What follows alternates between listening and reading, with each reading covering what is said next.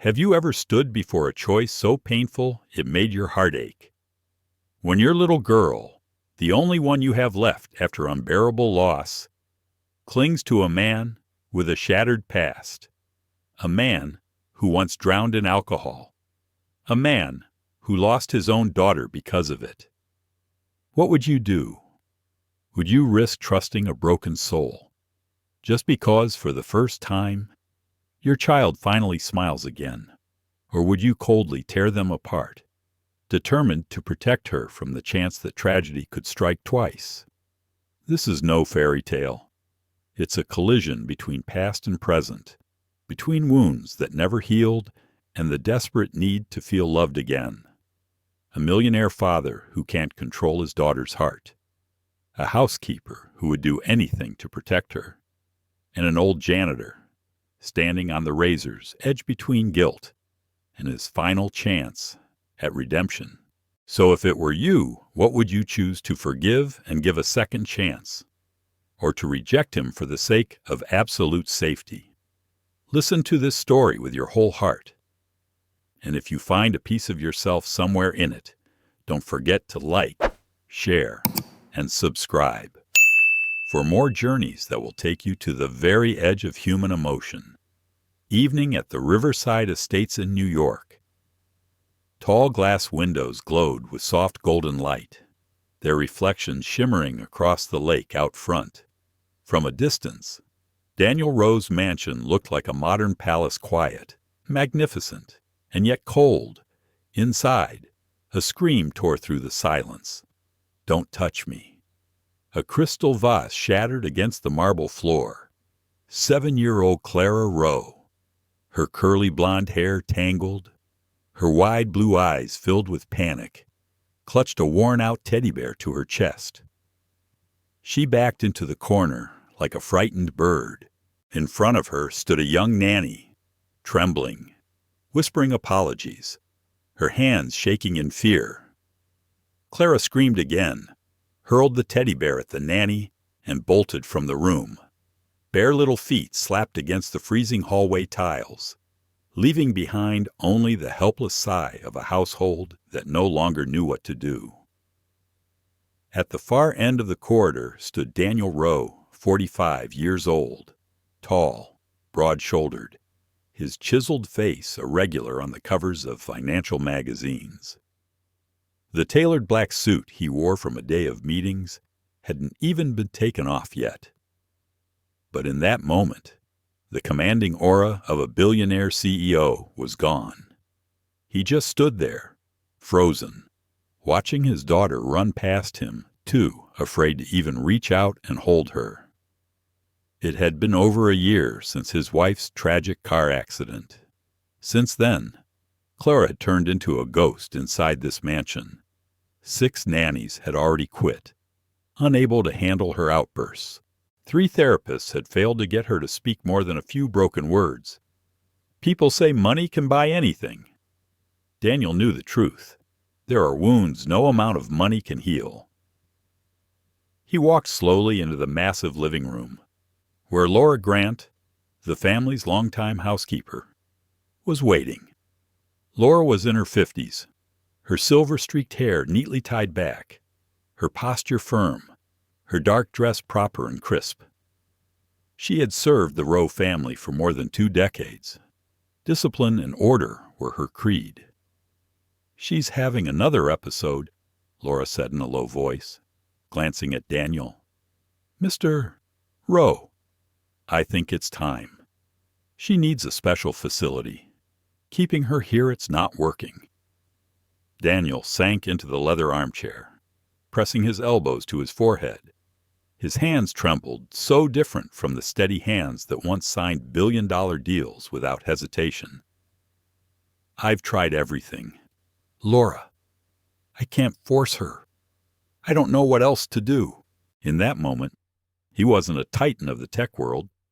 He was just a broken father. In the shadows, a security camera captured Clara curled up in her room. She stared at a framed photo of her mother, her tiny shoulders shaking, tears soaking the old stuffed bear in her lap. The Rowe mansion, for all its size and beauty, echoed with only one thing: silence. A silence so heavy it felt suffocating. Later that night, when the whole house was asleep, Daniel wandered the long hallway to the terrace. He stopped, gazing at the faint glow still shining from Clara's room. He remembered when his wife was alive, when Clara laughed in the garden, golden curls bouncing in the sunlight. That laughter now felt like a dream, too far away. Daniel closed his eyes and whispered, "Clara, I'm sorry." But the wall between them remained, an invisible, icy wall neither of them knew how to break. Inside her room, Clara hugged her teddy bear tight, whispering into the dark, "Mommy, where are you?" The mansion, grand and glittering, sank into the night, and no one knew that in just a few days. The unexpected arrival of an overlooked old janitor's wrinkled face marked by years of hardship would change everything. The next morning, Row Dynamics on Park Avenue glowed like a giant block of crystal.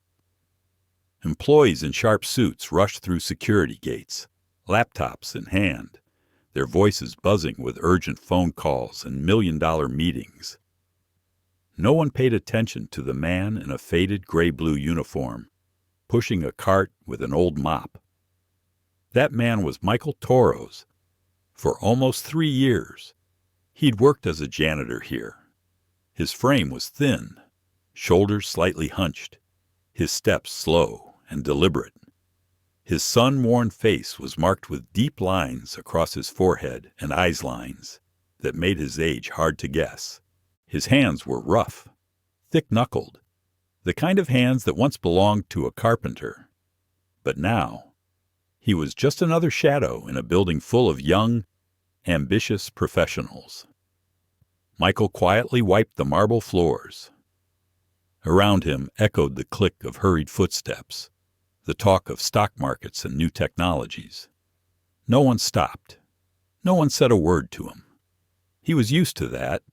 By noon, the basement corridor was empty. Few people ever came down here, just trash bins and storage rooms.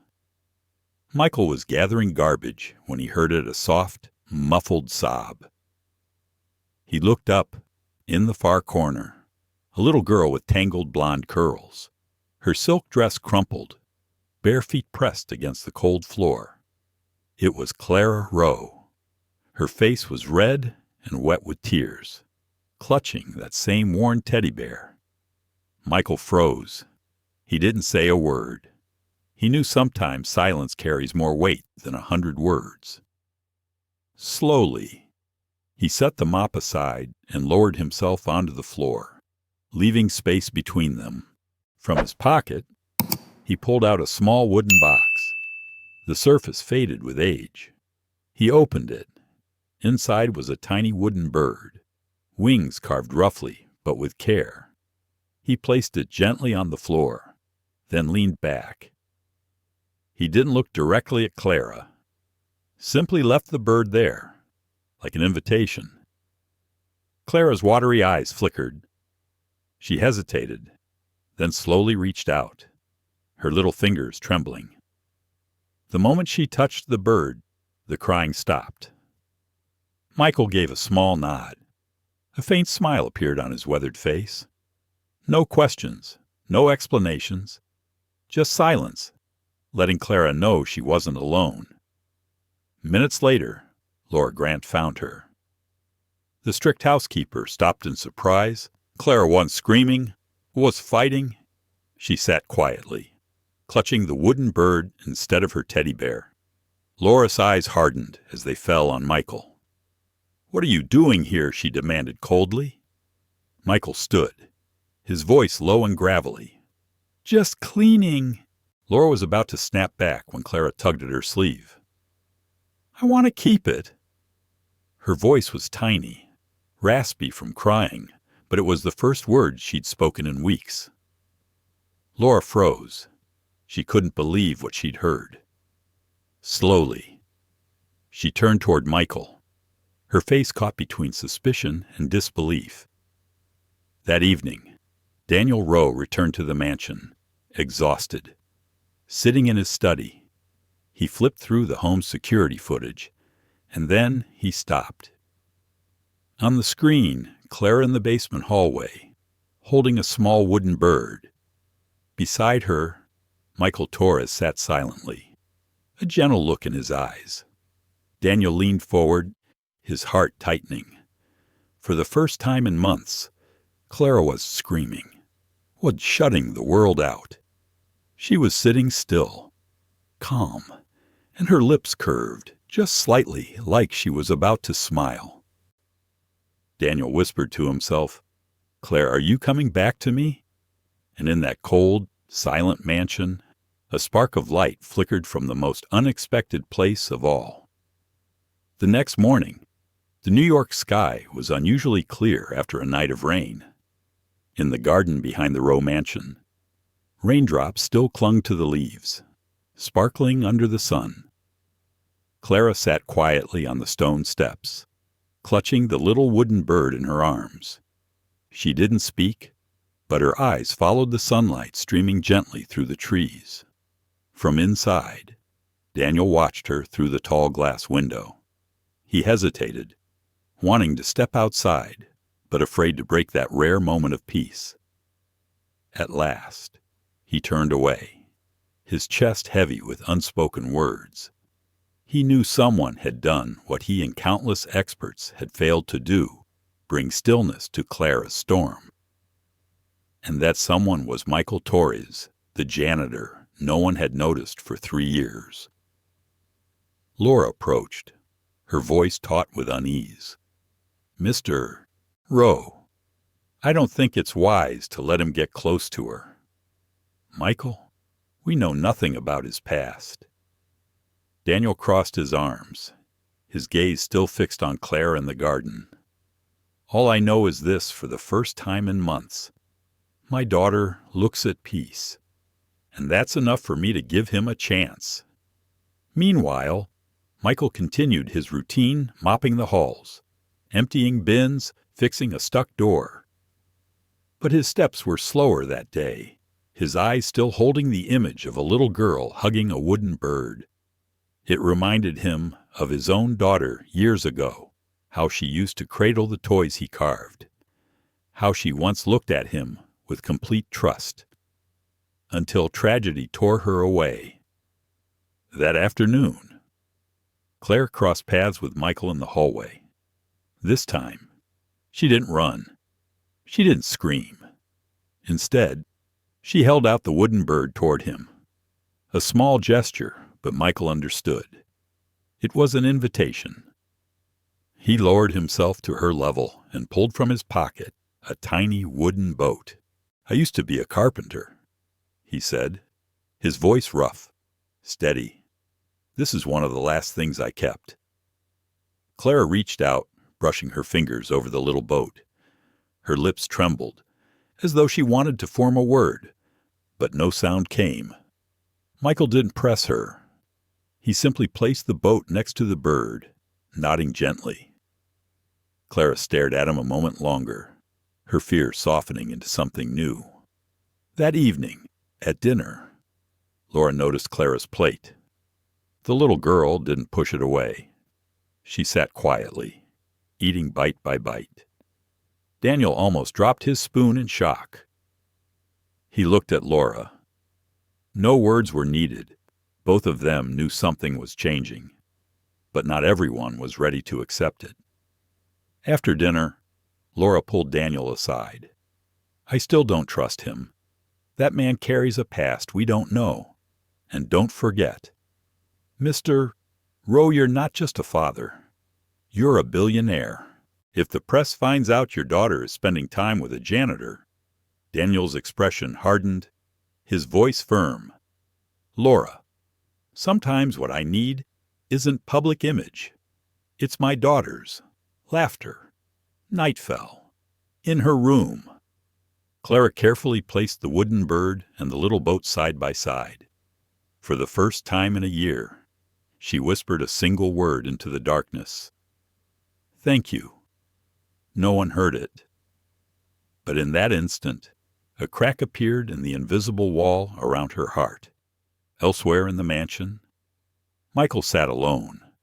His calloused hands brushed against the old wooden box he always carried.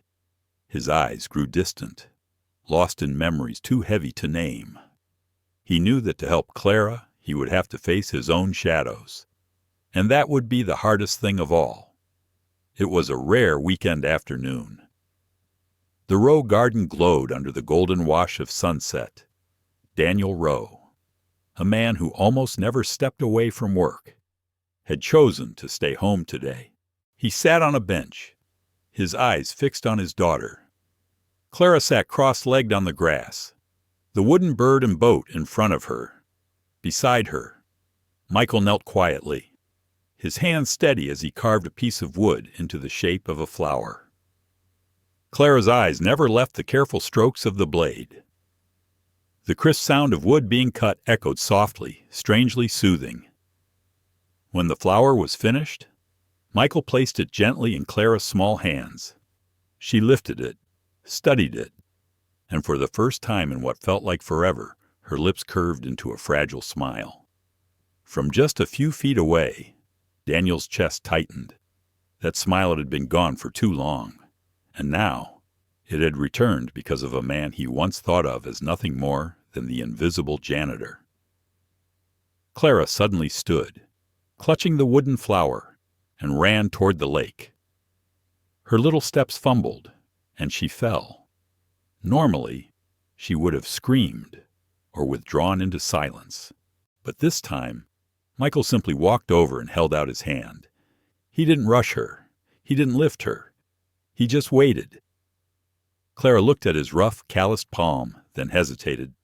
Before finally taking it, she stood, brushed off her dress, and kept moving.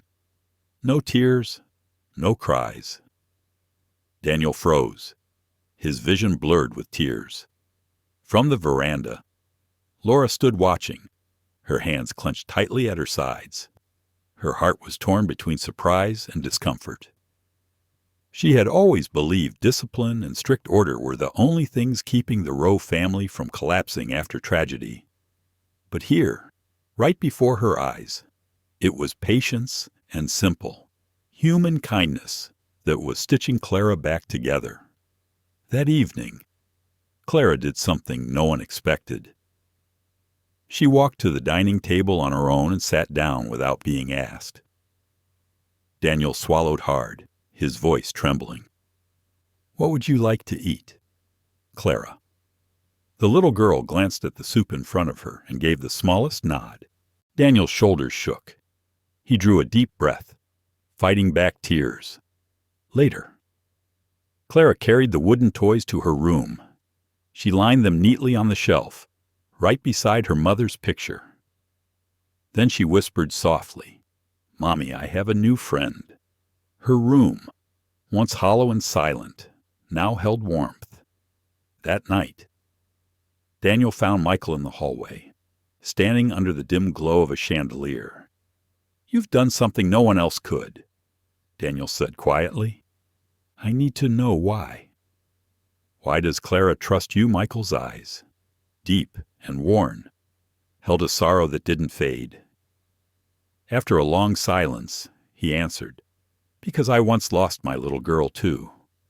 I know that fear, that silence. I know the empty look in a child's eyes when they lose the one they love most. Clara sees me, and maybe she recognizes a piece of herself." Daniel said nothing. The weight of those words sank into him. Not pity, but empathy. For the first time, there was no line between billionaire and janitor. In that moment, they were simply two fathers carrying wounds too deep to speak. But not everyone saw it that way. From a distance, Laura had overheard. Her face darkened. To her, this was no miracle.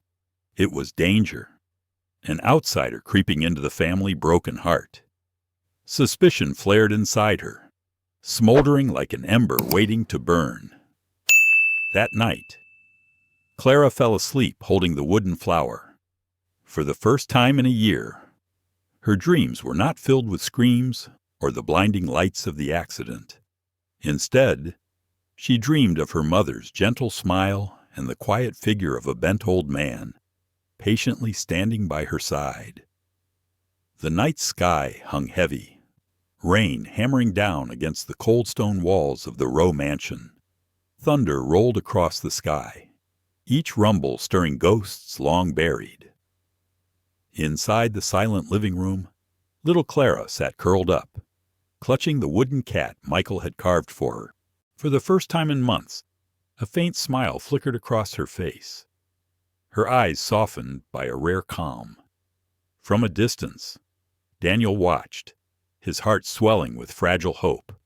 But when Clara turned away, Michael remained behind, alone. He set his calloused hands on his knees, his gaze darkening as if swallowed by a storm inside him. Slowly, he reached into his pocket and pulled out a crumpled, faded photograph.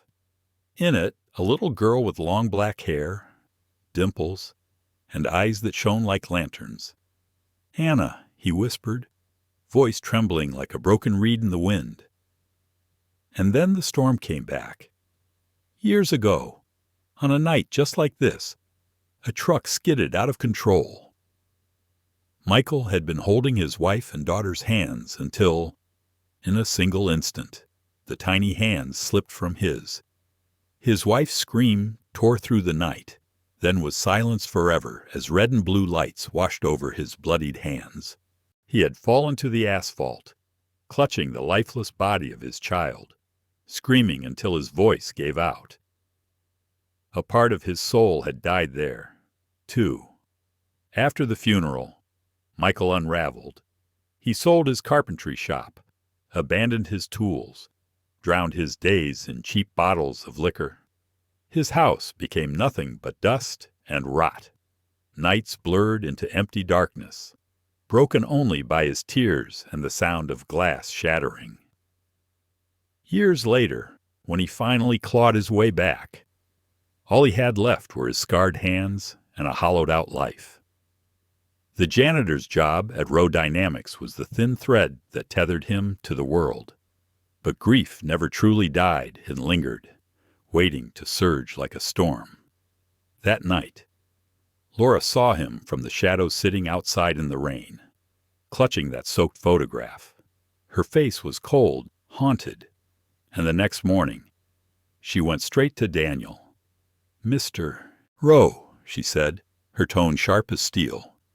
"Do you even know who that man really is? He's lost everything, wife, child, his trade, his pride. He drowned himself in liquor. Is that the past you want near your daughter?" Daniel was silent for a long moment. Doubt crept in. He had never asked Michael about the scars in his eyes. But then, he remembered Clara's fragile laughter the night before. At last, he answered quietly, "I don't know who he was, but I know who he is now. And right now, he's giving my daughter something no one else can. That matters more than his past." Laura bit her lip, her distrust burning deeper. She knew Daniel was beginning to trust Michael, something she could not accept. That very afternoon, the test came. Clara was playing in the garden with Michael when a large dog suddenly burst through the fence, barking furiously. Clara froze. The sound shattered her fragile calm. Her body convulsed as memories flooded back screeching tires. A crash, screams, flashing lights. She collapsed onto the grass, trembling, eyes blank. Daniel bolted from the terrace, shouting desperately, "Clara, baby, it's okay. Stay with me." But Clara didn't hear. In her mind, she was back at the accident. Her mother's body crumpled on the roadside, red and blue sirens cutting into her soul. Michael dropped to his knees beside her, pulling her into his chest. His voice shook, but it carried steel. "It's okay. Clara, I'm here.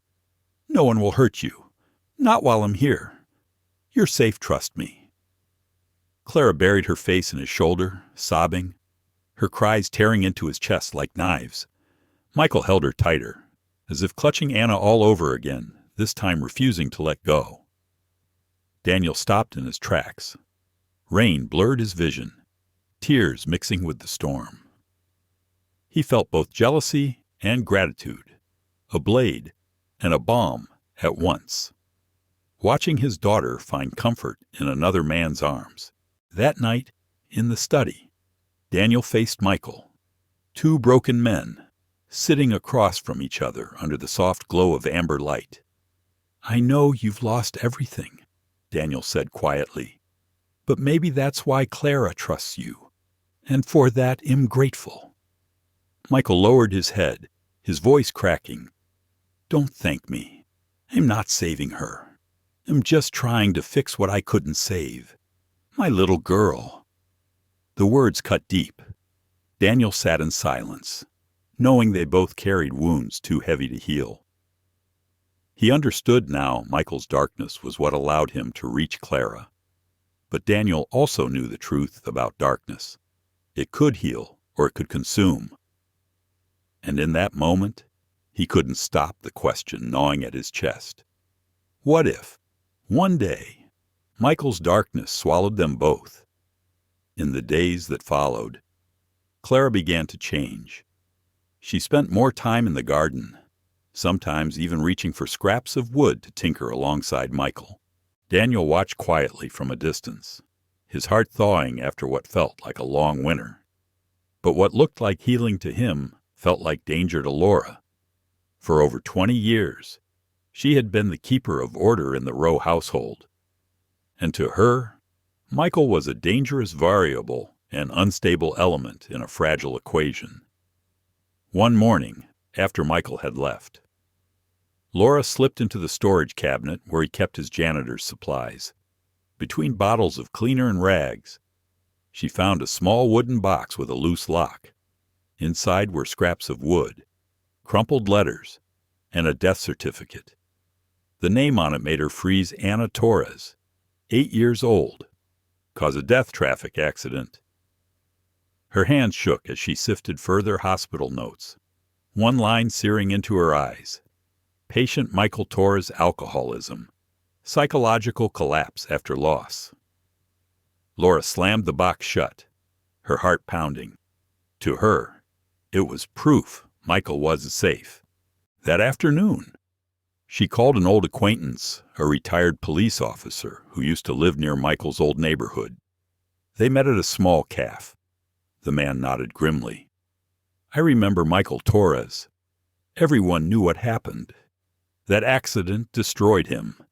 He lost everything overnight. After that, he drank hard, picked fights. I recall he even got arrested once for causing trouble on the street." Laura's brow tightened. She thanked him and left, her suspicion hardening into fear. That evening, she confronted Daniel in his study. Her voice was urgent, cutting. "Mr. Rowe, I know his past now. He was an alcoholic. He was arrested. Yes, he looks calm today. But can you guarantee that darkness won't return? Would you stake Clara's safety on a man like that?" Daniel sat in silence, shadows deepening in his eyes.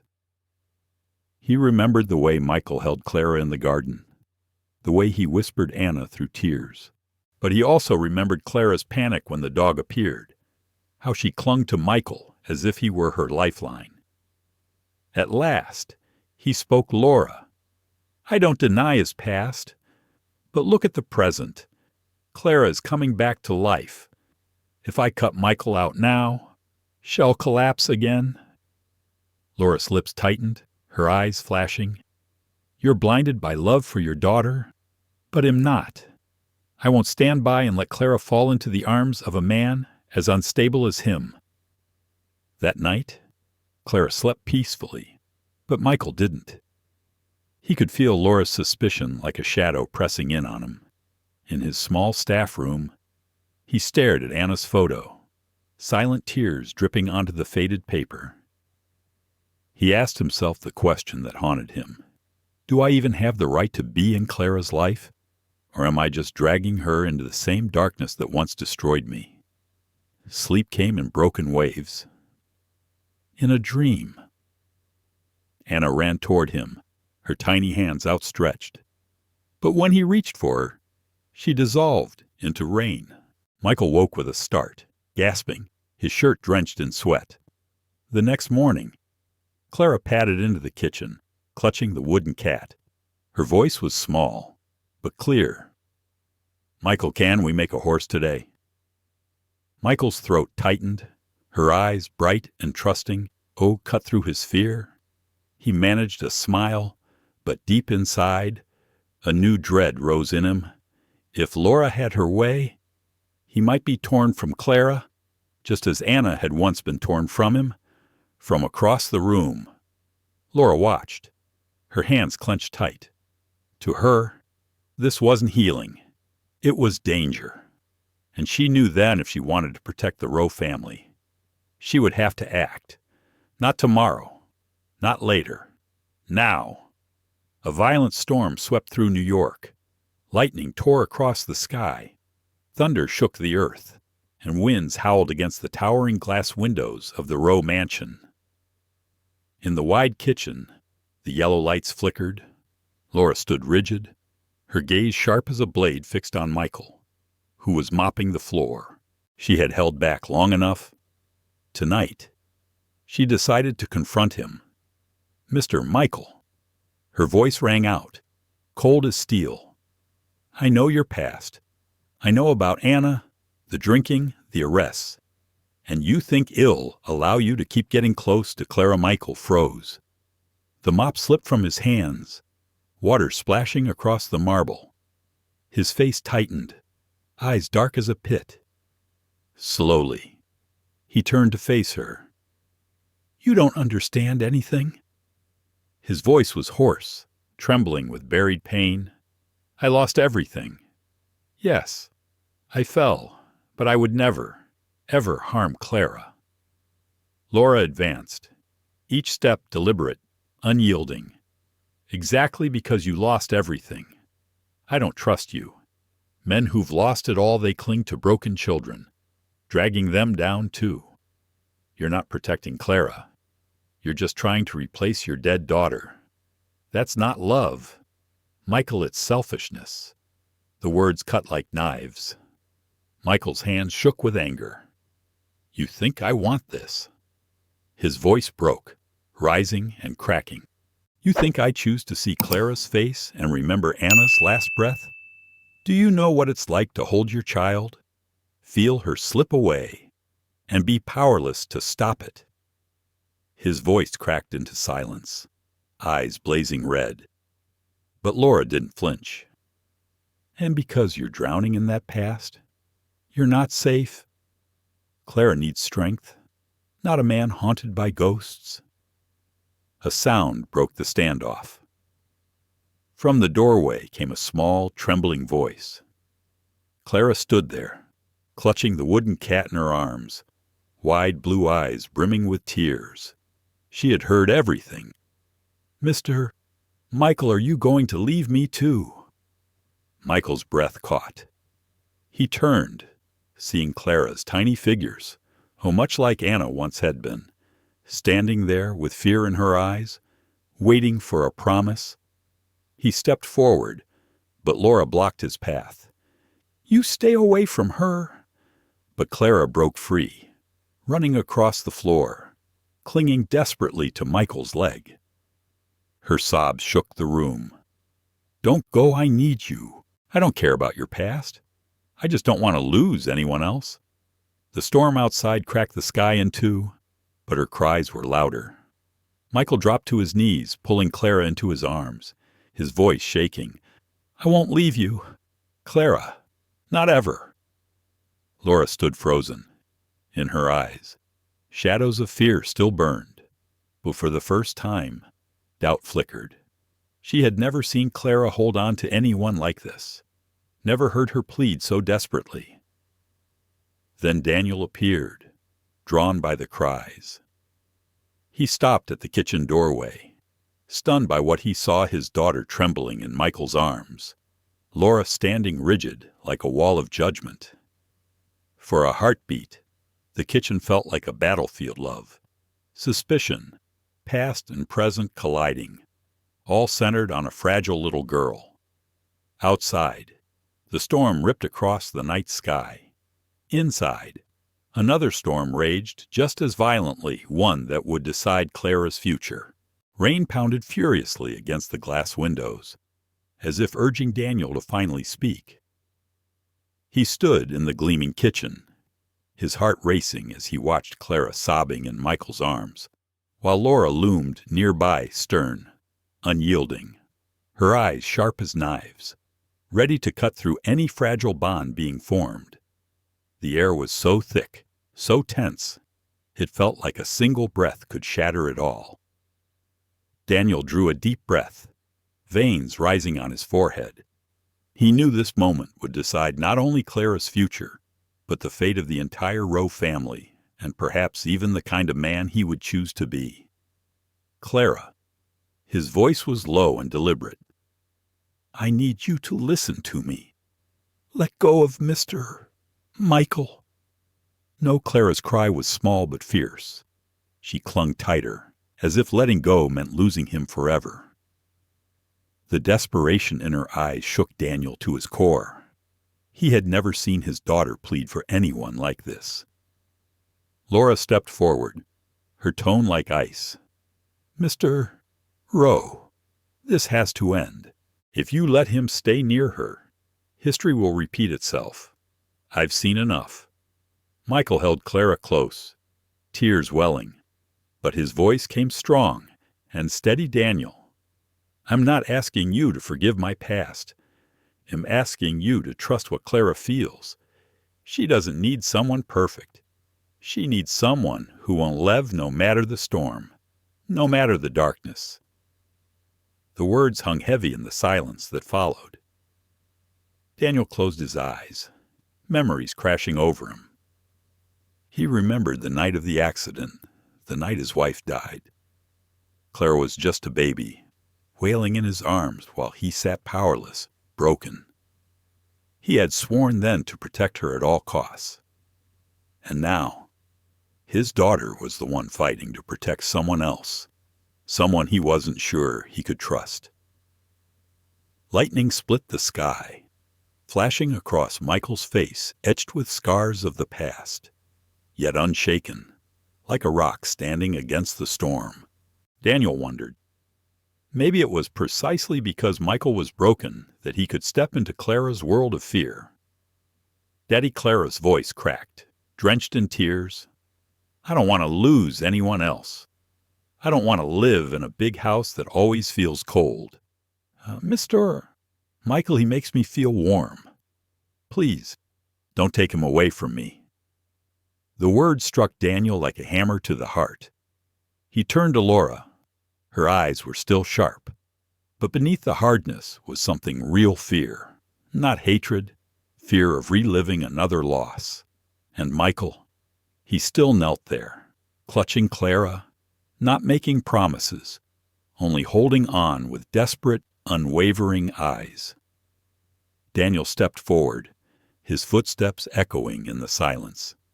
He crouched, laying a trembling hand on Clara's shoulder. His voice cracked. If this is what you need, I won't stop you. But from today, everything changes. Michael, I'll give you a chance, just one. You will live under this roof as Clara's companion, not just a janitor. You'll stay, but if the darkness ever comes back, it'll be the first to cast you out. Clara burst into tears, throwing her arms around both Daniel and Michael at once. She shook with sobs, but a smile finally broke through the storm of her face. Michael looked up at Daniel, eyes brimming with gratitude and fear. I swear, you won't regret this. Laura stood frozen. His decision cut against every warning she had given. Her fist clenched as she turned away, hiding eyes filled with anger and pain. Deep down, she didn't hate Michael. She feared him. She feared history repeating itself. To her, Daniel's choice was like placing Clara on the edge of a cliff. Outside, The storm screamed against the walls, echoing the storm raging inside each of them. But one thing was now undeniable. The bond between Clara and Michael had been acknowledged, and that recognition lit a fusion that could ignite hope or explode into disaster. That night, as the storm finally eased, Clara fell asleep on the sofa, her tiny hand gripping Michael's. Daniel sat in the shadows, watching them, relief tangled with unease. He knew he had planted a seed. It could bloom into hope or grow into a storm that would tear them apart. In her private room, Laura opened a drawer and pulled out the photograph she had found during her investigation, Michael's lost daughter, Anna. She stared at it for a long time, whispering under her breath, "I won't let history repeat itself. Even if I have to stand against everyone, I'll protect Clara." A new chapter had begun. Daniel had made his choice. But it wasn't the end. It was the spark that would ignite the next storm, where trust, doubt, and love would collide harder than ever before. In the days after the storm, the atmosphere inside the Rowe mansion didn't come tightened, stretched thin like a violin string ready to snap. Clara seemed happier, chattering to Michael about school, clutching his hand as if afraid he might vanish at any moment. Michael, in turn, moved slowly, carefully. Every gesture radiated patience. He fixed squeaky doors, polished every window pane, and most of all, he gave Clara his time not like an employee, but like a father. But behind those warm moments, Laura was always watching. Her eyes followed him like shadows drifting across storm clouds. She no longer argued with Daniel, but she worked in silence. Each night after Clara was asleep, Laura would open her worn leather notebook, filled with scribbled notes on Michael's past. She made late-night calls to old contacts at the police department, digging into records from years ago. And one evening, she returned to her room with a thick folder in her hands. Her face hardened as she whispered, "This truth, Clara must know it, before it's too late." Meanwhile, Michael lived with constant unease. He knew Laura didn't trust him. He could feel her eyes drilling into his back every second. But worse than her suspicion was his own fear. Fear that Clara would hear the truth from someone else before he could tell her himself. Many times, he tried to find the words, but each time Clara smiled and squeezed his hand, the confession died in his throat. One afternoon, Clara wandered past Laura's study. The door was locked. On the desk, a folder lay open. Her eyes caught a photograph. A young girl with a face that looked hauntingly like her own. Curious. Clara stepped inside and picked it up. In the photo, Michael stood beside a little girl, beaming with dimples. Beneath it, a caption read, "Anna Torres, daughter of Michael Torres, deceased in alcohol-related accident." Clara froze. Her heart skipped. The world spun as the puzzle pieces slammed into place. He had a daughter, and he's the reason she's gone. Laura entered just then, startled to find Clara clutching the file, but she recovered quickly. "Clara," her voice softened, almost gentle, "you need to know the truth. The man you trust, he isn't as safe as you think. He once lost his own daughter." Clara trembled, her eyes welling. No, that can't be." Laura knelt beside her, resting a firm hand on her shoulder. "I don't want to hurt you, child, but I'd rather you feel pain now than lose everything later." The door creaked. Michael stood in the doorway, his face pale, rigid. His gaze shifted from Clara's tearful eyes to Laura's unyielding stare. And in that instant, he knew it had all come crashing down. "Clara," his voice cracked, "I was going to tell you, but not like this." Clara stepped back, clutching the file tight. "Is it true? You let your daughter die. You hid this from me." The words cut deeper than any knife. Michael wanted to deny it, to rush forward and shield her. But the truth chained his tongue. His voice shook. Yes, I was a coward once. That night, I drank. And when the accident came, I couldn't save Anna. I've lived every day in torment.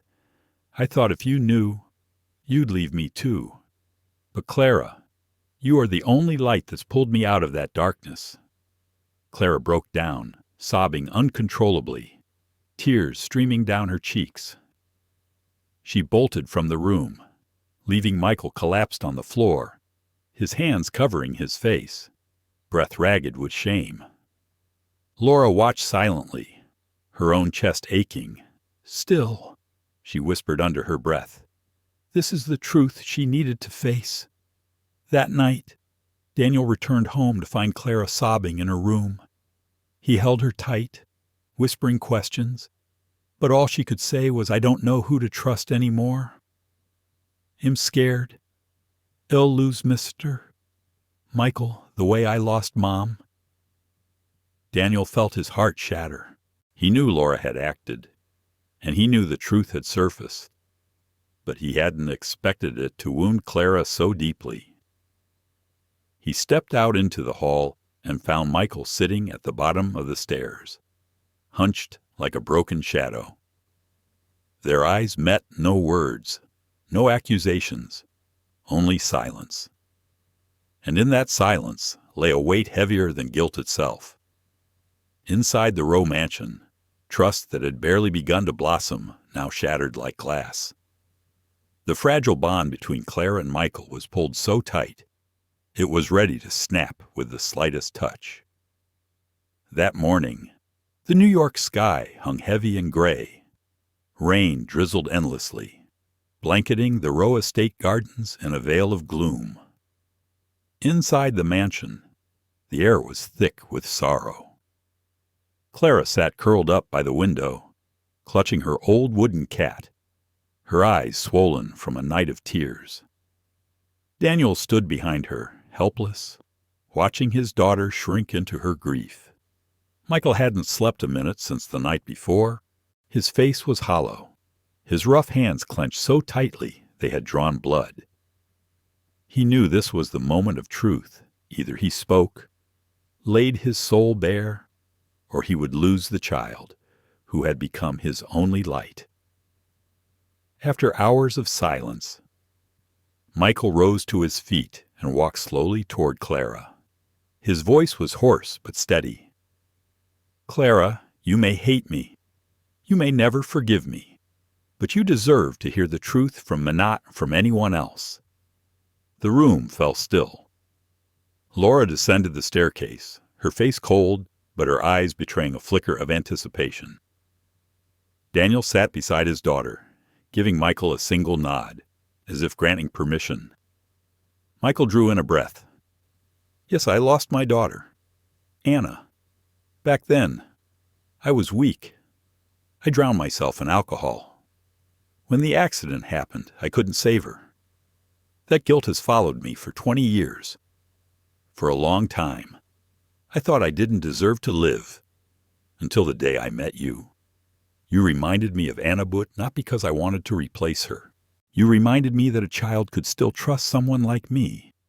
You made me realize I could love again. And this time, I don't want to lose it. Clara's eyes glistened with tears. Her voice shook. But you hid it from me. I feel betrayed. Michael dropped to his knees, tears streaming freely. I know, and I regret it. I was terrified that if you knew, you'd walk away. But now I understand.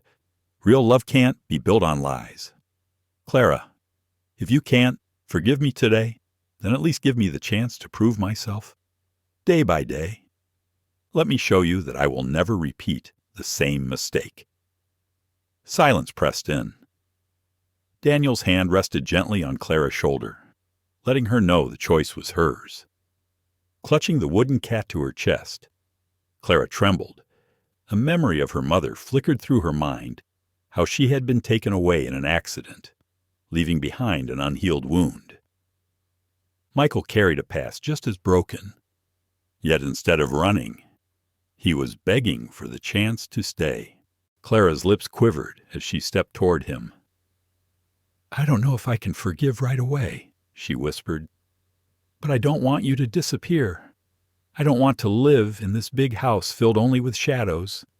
If you promise, then I'll give you a chance." Michael broke down, sobbing as he pulled Clara into his arms, holding her as though cradling a piece of his lost soul. Daniel's eyes brimmed with tears, a faint, bittersweet smile tugging at his lip, Spain mixed with relief. Laura stood frozen, her chest in turmoil. Her heart, so steeled against Michael, wavered as she watched Clara rest her head on his shoulder, her eyes shining with fragile trust. In that moment, Laura realized love wasn't always logical. Protecting Clara didn't always mean pushing people away. Quietly, she turned aside, hiding the tear that slipped down her cheek. Outside, the rain eased. A pale beam of sunlight pierced the clouds, falling across Clara and Michael's faces, gentle, like a sign of new beginnings. That evening, for the first time in years, laughter filled the Rowe kitchen. Daniel sat listening to his daughter tell stories from school. Michael stood at the counter, clumsily baking bread, his every move awkward but warm. Clara giggled as she tasted it, her eyes glowing with joy. From the corner, Laura watched, her lips pressed tight, but her gaze no longer sharp. No one could erase the darkness of the past, but between past and present, a new thread was being woven through truth, through tears, through hope. Clara was no longer a lost child, and Michael was no longer a man defined only by regret. They had found each other in pain, and from that pain, healing had begun. Later, as Clara drifted to sleep, she whispered to her father, "Dad, I think I understand now. People make mistakes, but if they truly regret them and truly change, then they deserve a second chance, just like Mr. Michael."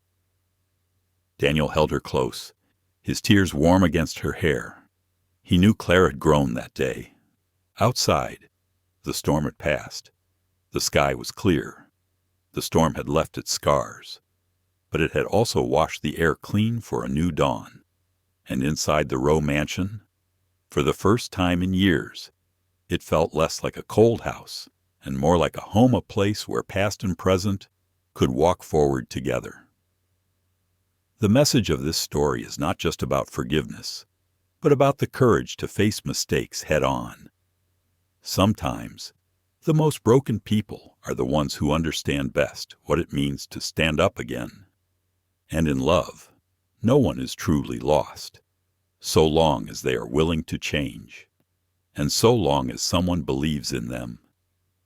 2 years passed, and the Rowe mansion was no longer cold and lifeless. Every morning, sunlight poured through the tall glass windows, dancing across the polished wooden floors that Michael still carefully cleaned. But now he was no longer just the old janitor. He had become part of the family, a presence that could not be replaced. Clara was 9 now, stronger, wiser than her age. She no longer hid in the shadows. Instead, she loved sitting in the library, reading with Michael, or planting flowers with him in the garden. The scars of the past were still there, but they were no longer chains. They had become a bond reminding Clara that true strength is found in forgiveness and in love that refuses to give up. Daniel often watched his daughter laugh beside Michael and let out a quiet sigh of relief. He realized the choice he made that stormy night, though risky, had opened a new chapter for all of them. Even Laura, once full of suspicion, could no longer deny it. Clara's eyes had changed, and Michael had been part of that transformation. One evening, as the sunset painted the garden in gold, Clara ran up and hugged Michael from behind. Giggling, Grandpa. I'm not afraid of losing you anymore, because I know you'll always be here. Michael froze for a moment, his eyes filling with tears. But this time, they weren't tears of regret. They were tears of gratitude, of healing. And perhaps that is the simplest truth this story leaves behind sometimes. The deepest wounds can open the path to the truest love. And the most precious gift we can give one another is the chance to begin again. Throughout the story, no one could handle the millionaire's daughter until a janitor did the impossible and he froze. What lingers is not only the healing of a little girl or the redemption of a broken father. It's a mirror held up to each of us about the power of forgiveness, of trust, and of second chances. Life never spares us from mistakes. Some fall, some lose everything. But if there is true remorse and a real desire to change, then the trust of another person can become the light that guides them back. This story also reminds us love is never perfect. It comes from imperfect people carrying wounds, carrying pain, and yet it's that very imperfection that makes love strong enough to heal both the giver and the receiver. Sometimes, a single outstretched hand, one chance given, is all it takes to turn a life of darkness into a new beginning. And for those of you watching specially, anyone who has walked through storms of your own, may this story be a gentle reminder. Be brave enough to face the past and learn to give and receive forgiveness. Because often, hope doesn't come from something grand, but from the smallest act of faith, offered with sincerity. Thank you for watching and sharing this journey. If this story spoke to you, please leave a like, share it with someone who might need it, and don't forget to subscribe, so we can keep walking together through more stories of humanity and the heart.